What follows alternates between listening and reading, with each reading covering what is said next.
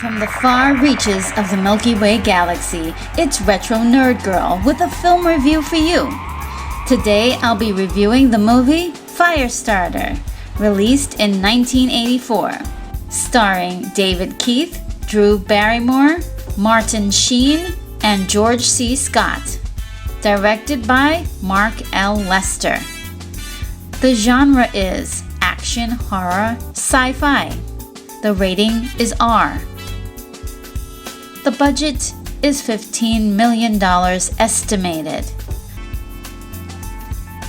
My rating is an 8.9. The synopsis is: a father struggles to keep his child with amazing powers from falling into the hands of a secret organization called The Shop, who will stop at nothing to have her. Enjoyment?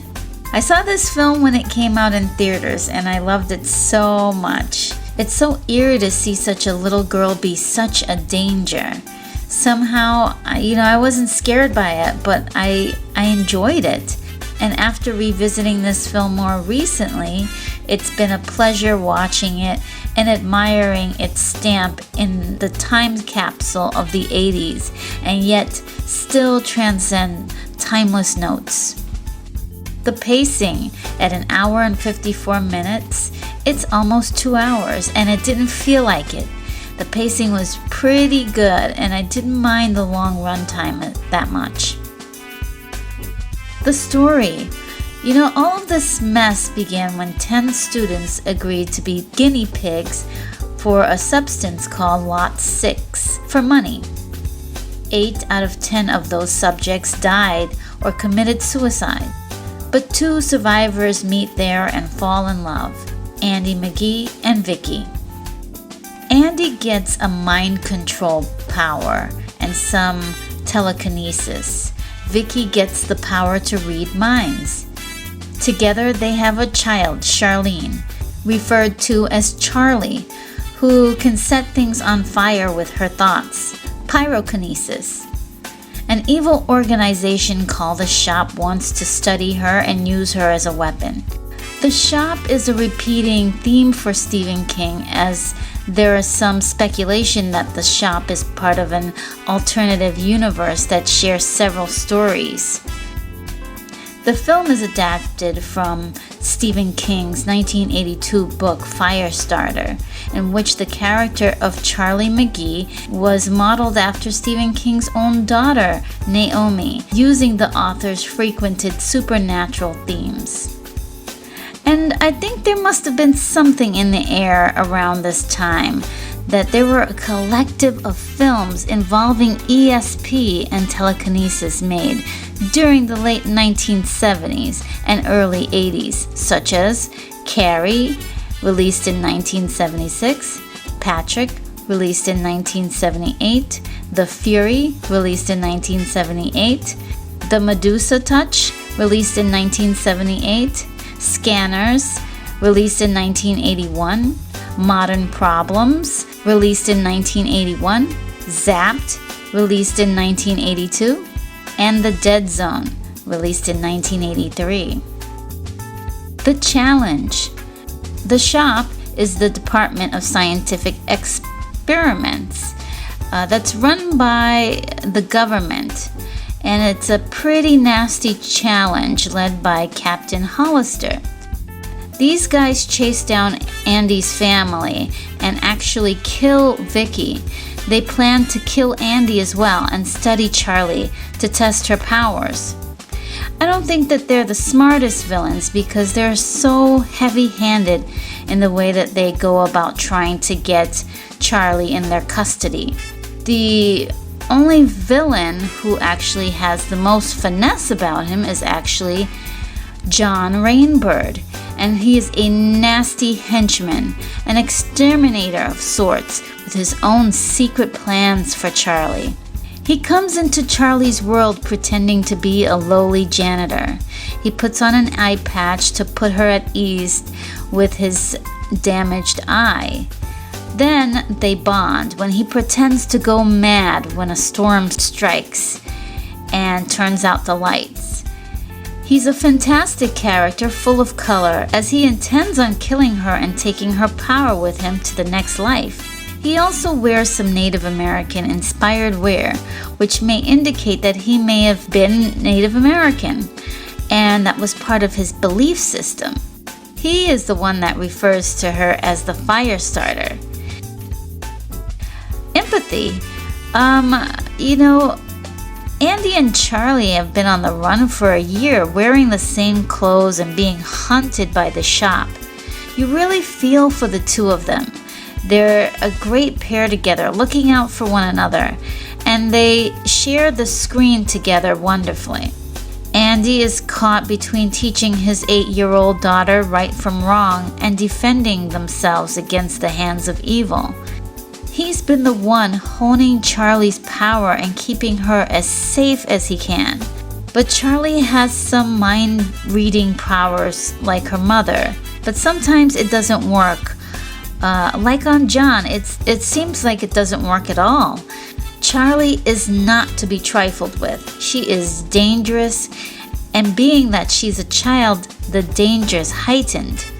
There's even a reference to the fact that even with a thought, she could actually incinerate the entire planet.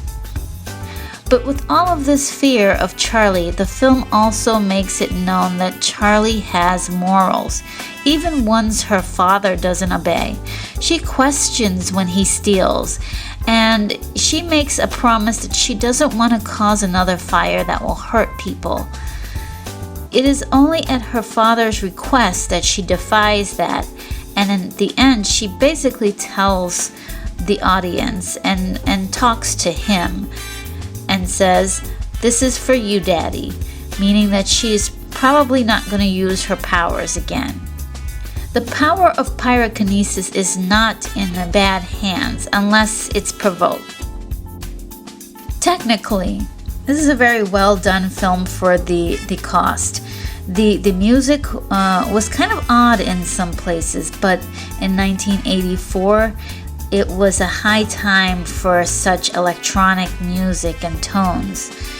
Some of it is just simply gorgeous. It feels like a real timepiece.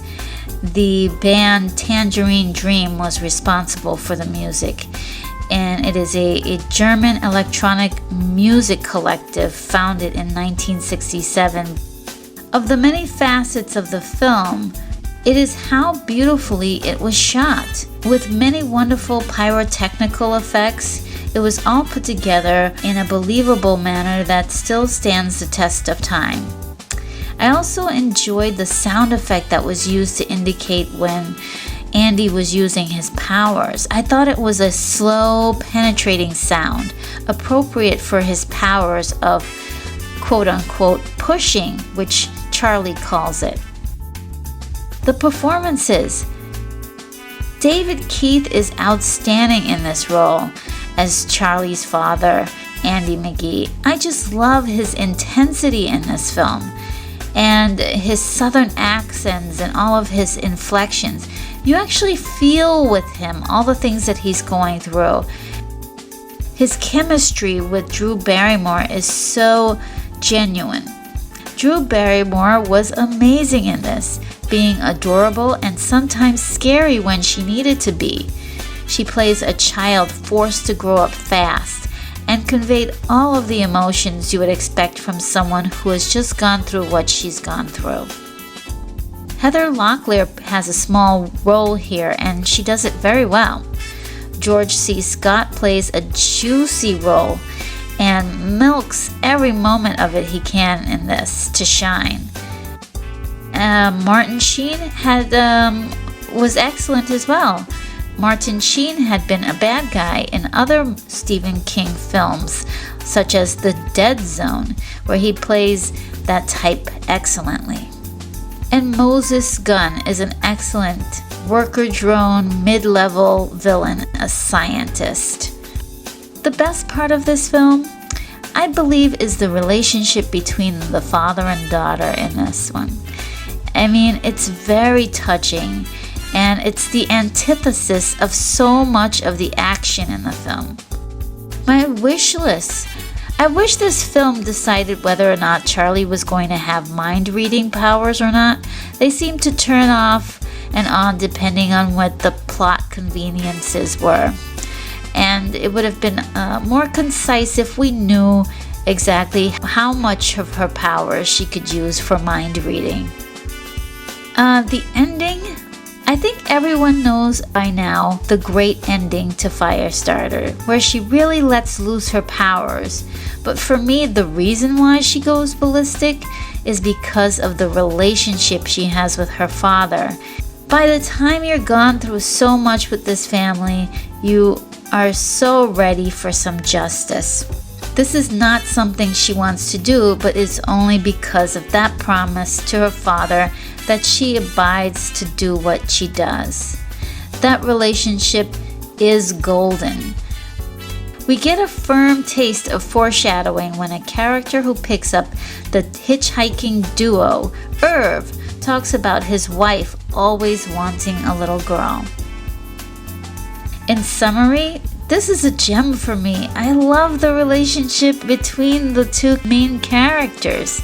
I really love the idea of paranormal powers that have some dangerous implications, but is in the hands of someone who has moral standards and no intentions of using them for evil. The idea has been repeated, but I don't care repeat away. I just adore this kind of film.